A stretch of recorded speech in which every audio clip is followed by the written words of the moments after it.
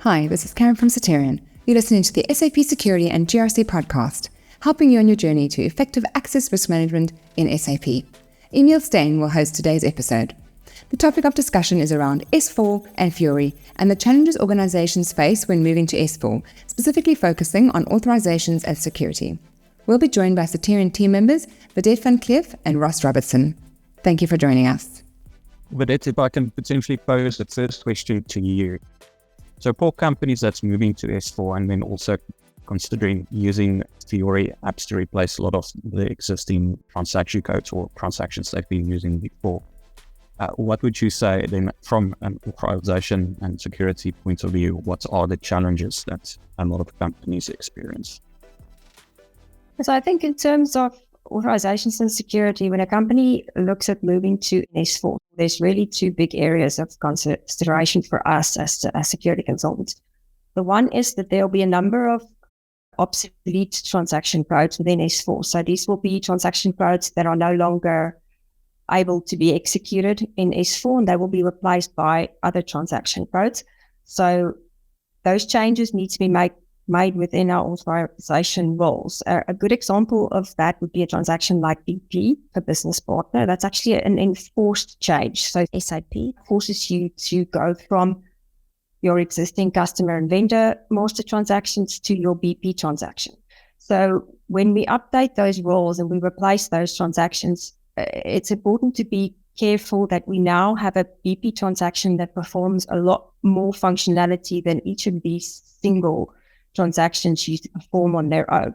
So it's important to make sure that specifically things like SU24 is updated correctly so that we ensure that when we do add BP to a security role, we make sure that we only enable the functionality that we want a user to have in BP for that specific role. So that's one of the important considerations. The second one is the introduction of Fiori. Even though Fiori is available in pre-S4 releases, for a lot of companies, migration to S4 is really the first time that they will start using the Fiori Launchpad and users will start working with the Fiori apps. Now, some of the challenges as security consultants that we faced in the past is there will be quite late stage changes to Fiori apps and scope. So we will get to a point where we've received a list of Fiori apps, we've included them in our security roles. We might even be as far as testing those with our end users when the functional consultant might want to make changes to those Fiori apps scope. They might want to remove some Fiori apps, add new Fiori apps. That could pose a lot of rework for us. I think one of the reasons for that is that it's actually quite difficult at first for consultants to identify the correct Fiori apps in scope. Oftentimes you'll find that you'll look at a legacy transaction, then you try to find a Fiori transaction that matches that, but often it's not a like-for-like replacement. You'll find Fiori apps that performs a lot of additional functions than a transaction, and you also find Fiori apps that only does part of the functionality that's used to find in a transaction code. That makes it a little bit more challenging to identify those Fiori apps up front by the functional consultants. The Fiori app library is actually a good tool to use up front. Start to look at which Fiori apps you want to include. There's a very nice tool within the Fiori app library where you can list your transactions and it will give you a likely or a possible Fiori app replacement, and it will give you what is called the relevant score. It's a score from 1 to 3. So if you've got a score of 3, you can be fairly confident that Fiori app will replace a lot of the functionality that you had in the transaction. If you, for instance, have a relevant score of 1, it will probably only replace part of the transaction code that you had, and you might need one or more Fiori apps to do that. So those are two of the big areas that security and authorizations are impacted and some of the challenges we have. Then just one more area where we also experience quite a bit of challenging is when it comes to the support of Fiori apps later on. It's not as straightforward as it used to be. You could get very far with an issue 53 or an authorization trace. It would generally tell you what to update, and you can fix a role quickly and get a user back to executing their transaction. With Fiori, there's a lot more elements in play here. There's services, there's catalogs. So there's a lot of areas where things can go wrong, and troubleshooting becomes a little bit more difficult. There's also more tools that we need to get familiar with and start using, things like gateway logs, background and front end gateway logs, even browser logs are things that we need to start looking at as an authorization consultant, just to help us in troubleshooting Fiori apps. So to me, those are the main areas we need to consider. Oh, that's great. Thanks, Vedette. Ross, so what Vedette mentioned there, one of the big areas there is basically the Fiori app identification. And I think what we have seen is potentially many companies, they might be sold a number of applications by an implementation partner, not always actually understand what value, if any, certain of the suggested apps could add value to their organization. So could you maybe just explain to us a bit, what are the options that's available to you as a company if you potentially want to just look at some of these apps to, first of all, to make sure that these apps can actually add benefit to you? Yes, thanks, Emile. So from my experience, what I've seen thus far in a few companies, migrations and journeys into S4 and making use of Fiori, there's not enough emphasis placed on a discovery phase in terms of what are we actually wanting to use in the Fiori space. So it seems as though nobody really has much direction in terms of these are the apps that are applicable to my organization. And I think it's quite a general assumption that perhaps this list of apps will fit every organization in the world, which I think is maybe a bit of a fairyland assumption, thinking that a one solution will fit all, which is of course not the case. Every organization is different and has differences in their business processes and how they do things. So in terms of a discovery phase of Fiori applications, SAP has provided what we call SAP rapid activation of Fiori applications, whereby in the past, activating of Fiori apps was a very tedious exercise, activating OData services and applications one by one in the environment. However, there is now the Fiori rapid activation content available in your SAP environment, whereby through a task list, you can select certain business processes that you'd like to activate, where all services within a certain business process will be activated automatically in the background. SAP will then also create test roles. So think of a SAP standard role in your traditional, transactional roles.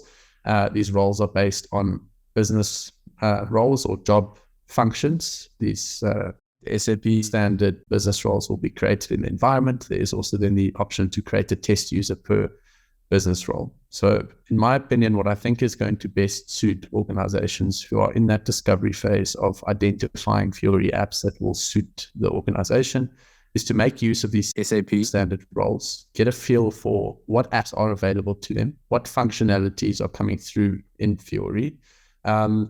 Spend a lot of time having your business analysts, your functional consultants going through these test users or SAP standard access that is available to you to identify the apps that are actually going to provide value to the end user within the organization. So through going through that phase of identifying apps that are going to provide benefit to the business, you'll most likely end up in a much better situation when it's time to start implementing these apps from a project phase, developing the custom content that needs to provision this access to the end users at the end of the day. It's going to put the organization in a much better spot when it gets to that point. It's going to prevent your system administrators, your authorization and security consultants developing the custom catalogs, the custom roles, the custom spaces and pages or groups for apps that eventually are just going to be redundant within the organization because they're not actually providing any value. So I believe there needs to be a lot of emphasis on discovering and deciding what apps are going to provide the best value to the business. And by using SAP standard access that's provided, I feel that's the best way to get to that point. once we move on from that point, it's then a decision on how do we take the apps that we've identified on what we want to use, how do we incorporate that into the existing or the new role design. So that's already quite a lot to think about. But Ross, you mentioned there a couple of technical terms like catalogs, groups, pages, and spaces. So, but can you perhaps just quickly explain to the audience what is a catalog? It's a new term that's been introduced for managing Fiori, and maybe just explain to us what the catalog is.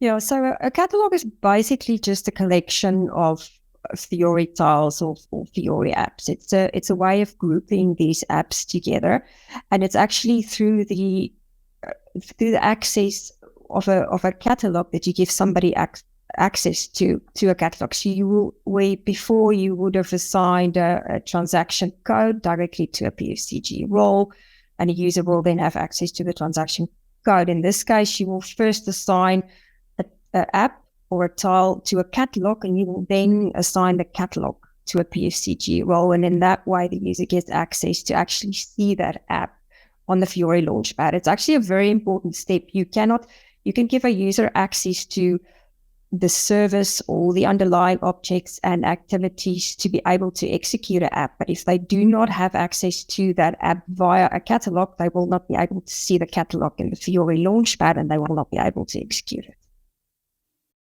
Ross, can you maybe just then to add on to that, talk a bit about the concept of groups, pages, and spaces, and how that then basically works together with your Fiori catalogs?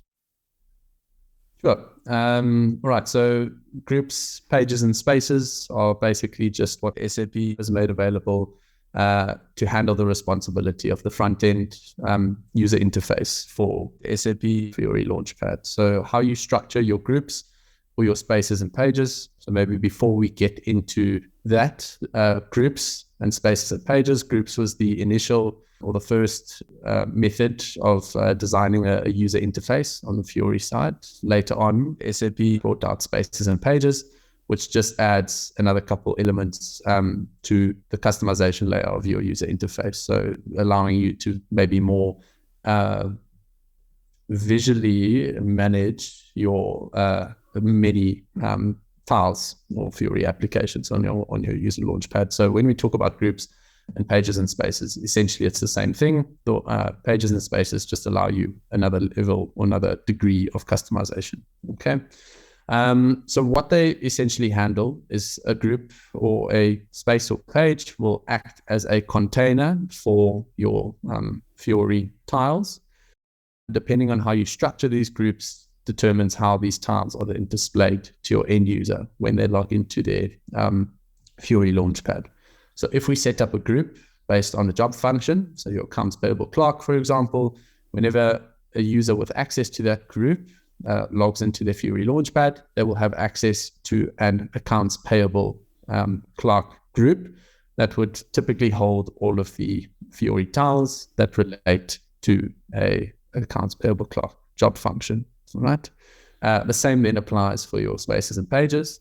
And from what I've seen so far from a user interface perspective, it is probably more applicable or just beneficial to the end user. So when you're thinking about user interface, you kind of need to change your hat a bit. It's not what's going to make it easiest for myself as an administrator. Yes, you need to have those thoughts. But at the end of the day, this is deciding what the end user is going to interact with. So especially for organizations that are wanting to promote the use of Fiori, trying to wrestle your end users away from using the traditional SAP transactions on the GUI and move more to the Fiori landscape to use their Fiori Launchpad to conduct their day-to-day activities. It can be quite a struggle. And at the end of the day, your users are meant to interact with what is easiest for them. So there needs to be quite an emphasis placed on designing a custom user interface on your Fiori Launchpad for your end users that's going to be easy for them to navigate and easy for them to interact with. Yes, they can create their own custom home pages. They can still use the App Finder to search for any apps that they are authorized to use in the back end. But at the end of the day, their Launchpad is the first thing that they see when they log into the Fiori Launchpad. So that is what's going to start that engagement of the end user experience with Fiori. If we now move on basically to the next phase, let's assume a company wants to introduce additional applications, replacing maybe all transaction codes. So, Vedette, can you maybe just explain to us how we should typically go about in now granting access to a user to use an app to now perform their specific tasks? Yes, so this is a slightly more complex procedure than it used to be for your typical transaction. The transaction code in the past, you created the PFCG role, assign the transaction code to a role, then assign the role to the user, and the user can then go and execute that SAP Fiori transaction. There's quite a few more steps involved in granting somebody access to Fiori. At the very start, it starts with identifying the apps, of course, and that will be the functional consultants in conjunction with business to decide what are the actual apps that they want to execute. Then you've got there's a technical aspect to this as well. So you'll have your basis team involved in the setup as well. And actually, when we look at enabling Fiori apps to users, I think it's very important at the very start of a project for everybody to get together and say, okay, these are all the areas that's involved in this, and to define who's going to be responsible for which areas, because there are certain technical aspects for basis. There are certain things that security consultants need to do just to make sure that everybody understands their role and which part they are responsible for. So your basis consultants will then, first of all, they will have to do some technical activities like set up the launchpad, enable the Fiori launchpad. You might have a scenario where you have a separate Fiori front end, and that needs then a connection to be set up to your S4 backend. That's a activity that basis will typically perform. The services behind the app needs to be activated. So that's something that basis will do as well. It's also important when you look at activating services, it's very important that basis activates only specific services that your company will use. What you don't want is for them to go to the top of your service node and activate all the services. You only want them to activate the services that you will specifically require. And then once that is done, it will move over to your security team. They will typically then need to create your catalogs, groups, and spaces and pages. We recommend creating custom catalogs. SAP does deliver technical and business catalogs as SAP standard catalogs, as they do with SAP roles. We recommend creating custom catalogs so you can assign that specifically the way you need it. Just when we talk about creating custom catalogs, it's important you would either copy a standard catalog and then remove the apps and the tiles that you don't need, or you can create a new catalog from scratch. But then you need to, when you add your apps to your catalog, it's important to add them from a technical catalog so that you can keep the reference to the SAP technical catalog. That is important because when SAP makes changes to these apps, when you have created your catalog with apps in with a reference to a technical catalog, you will get all those changes and those updates automatically. So you don't have to worry about anything changing and you don't have that. So that's important. Then once you've created your catalogs, groups and spaces or pages, whichever you're going to use, it's important then, obviously, as we used to do with transaction codes, you need to go and maintain your SU24 data. This is as important for Fiori apps, the services behind them, as it used to be for transaction codes. Once you've maintained those, you can then go and update your PFCG roles. You can remove the transactions that you will be replaced by the Fiori tiles and then add the catalogs that you need the user to have access to. And then your normal assignment to your user IDs, and then they'll be able to navigate those apps. Ross, they touch there on your SU24 fixes or, updating the authorization default checks, not only for transaction codes, but also for Fiori applications and services. So we also mentioned there at the start where applications and transactions like BP can potentially perform many different functions now. like if we take BP, you can do customers, vendors, and business partners. Can maybe just explain to us how would you go about doing an authorization default check then for these scenarios? Sure. Thanks, Neil. So I think on the topic of authorization defaults moving into S4, the sheer number of new applications that are entering the system, there needs to be a lot of work or emphasis placed on the work that you do on your authorization defaults for all of these new applications that are coming into the system. The more work that you put into these defaults at the beginning of a project or the beginning of your S4 migration, just means the less work that you're going to have to do down the line on your role design whenever things are changing. If you need to completely redesign your roles, that also is going to put you in a very good spot in terms of ensuring that all the standards that were set before the changes are carried over to your new roles. Roles that are manually maintained, or instances of objects that are directly maintained within the role without going through an authorization default. You now need to have someone that makes sure all of those manual changes are moved over to any kind of new design. And this is also true with all of these Fiori applications that are coming in. All of your OData services, they carry their own set of authorization defaults. These need to be filled and maintained from the get-go. Otherwise, you're going to end up with a lot of blank authorization fields at org levels being pulled through into your PFCG roles when you're adding your Fiori catalogs to these roles. On the point of transactions that are performing various different functionalities within the system, such as BP, a very common example. However, you do get maybe some others, such as transaction F110, responsible for your payment runs.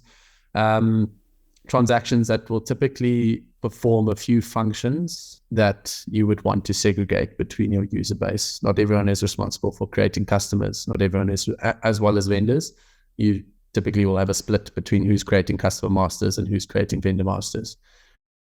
SAP has introduced a benefit in S4 through transaction SU24, whereby you can create a authorization default variant for certain for any application really. So whether it's transaction BP and you'd like to set up a variant for the authorization defaults of transaction BP, that will then restrict users with access to that variant to only go and maintain certain types of business partners, whether it be vendors or customers, whether it's on the sales and distribution view of your customer master, or whether it's on your purchasing or procurement view of your vendors, previously your VD and MK transactions responsible for that.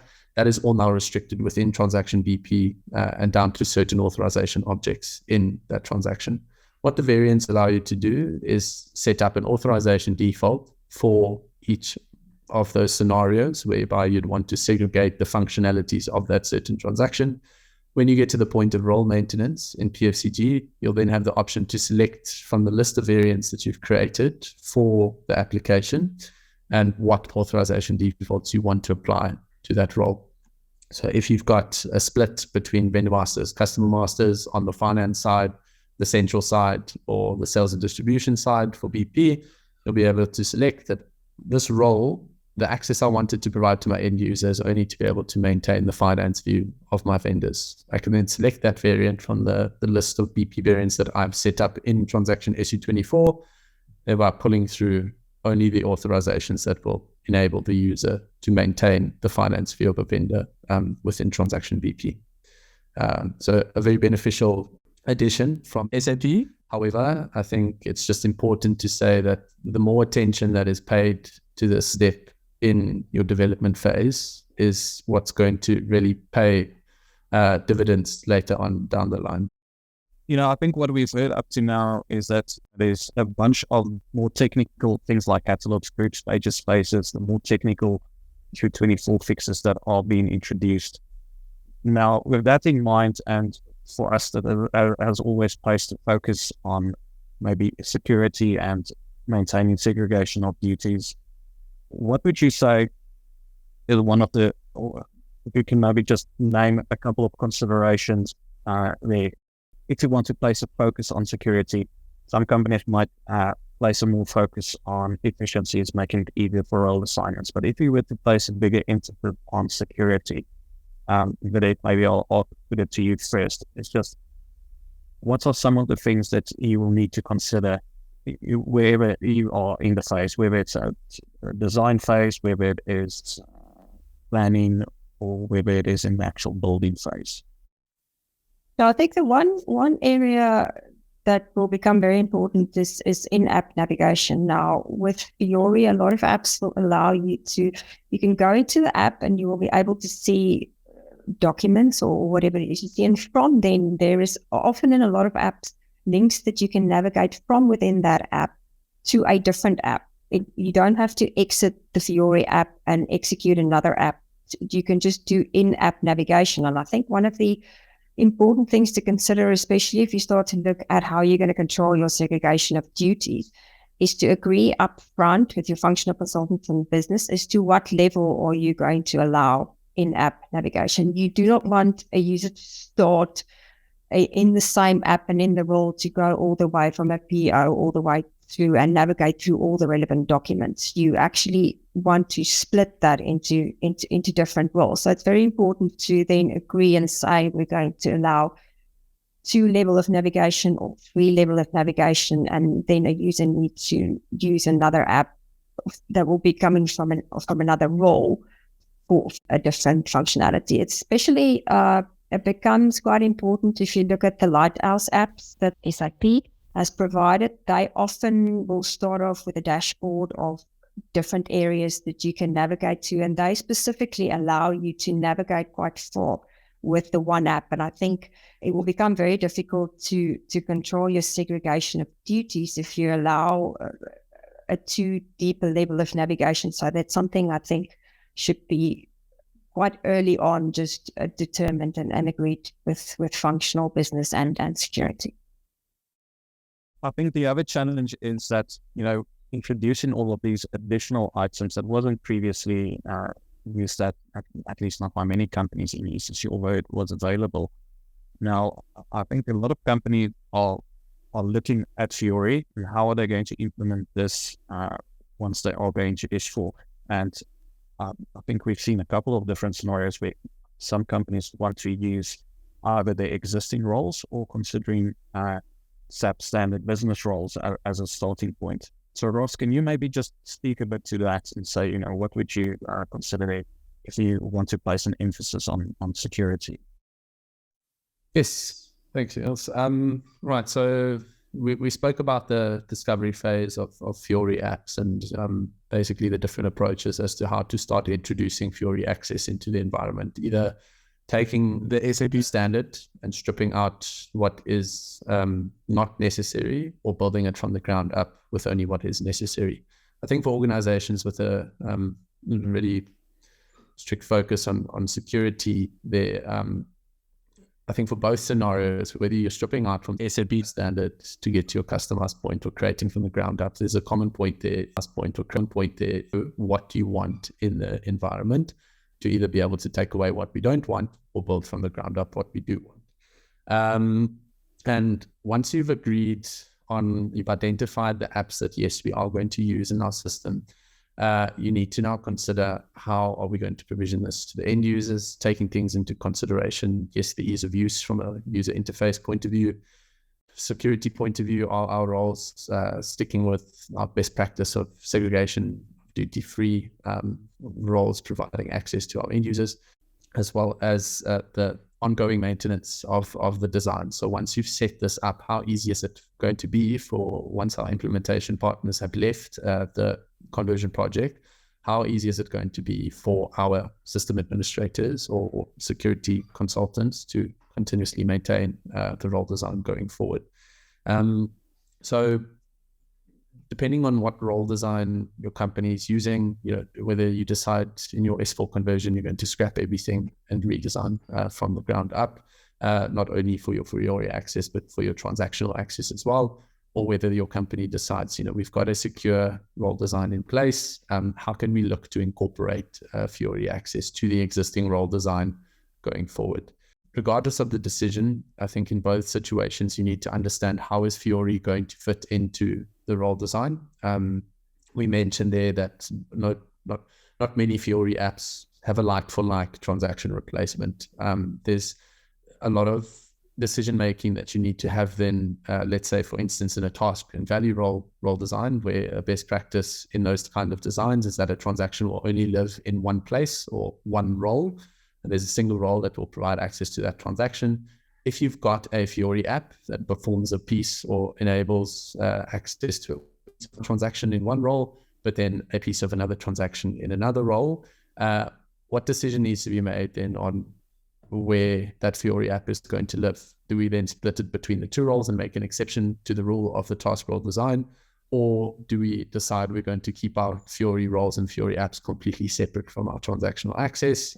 It might be a lot more work in the beginning, but it just allows, it basically creates a modular design where down the line, if you have ended up in a standardized access situation where all these small functional based roles are grouped together to form a typical a business function or a business role, down the line being able to decide that this certain transaction or the certain Fiori app or this functionality needs to fall out of this job function or this business role.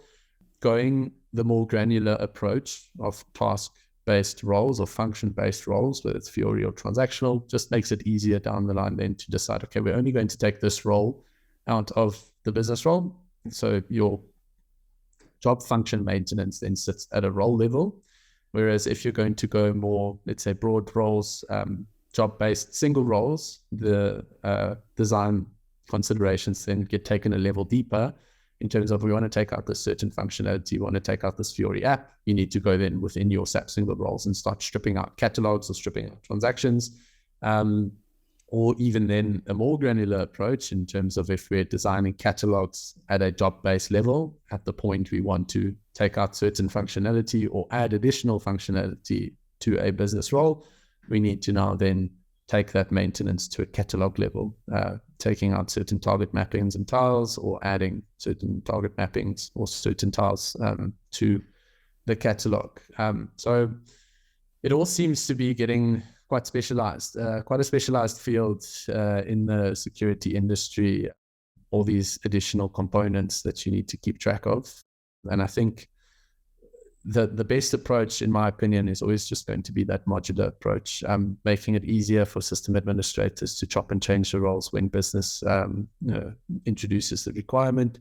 That to me is what is going to leave you with an ideal solution that's going to last for a very long time. The more complex and detailed your solution becomes, the more over time it leaves space for mistakes and for things like segregation of duties to start creeping in unwantedly. So if we can quickly just summarize, I think what we've seen is a lot of companies, they need to first decide the extent of Fiori that they're going to implement. They need to have discussions between the functional consultants and the business to actually decide which Fiori applications are going to add value to their business. If your objectives are security-based or it's efficiency-based, and see how can you best add Fiori with all of those difficult, complex layers that we talked about.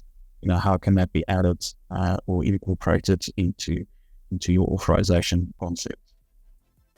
So, guys, thank you very much, Vedette and Ross. Thank you very much for your time. To everyone listening, I hope you enjoyed it. If there are any questions, feel free to reach out to us. And then until the next time, thank you and goodbye.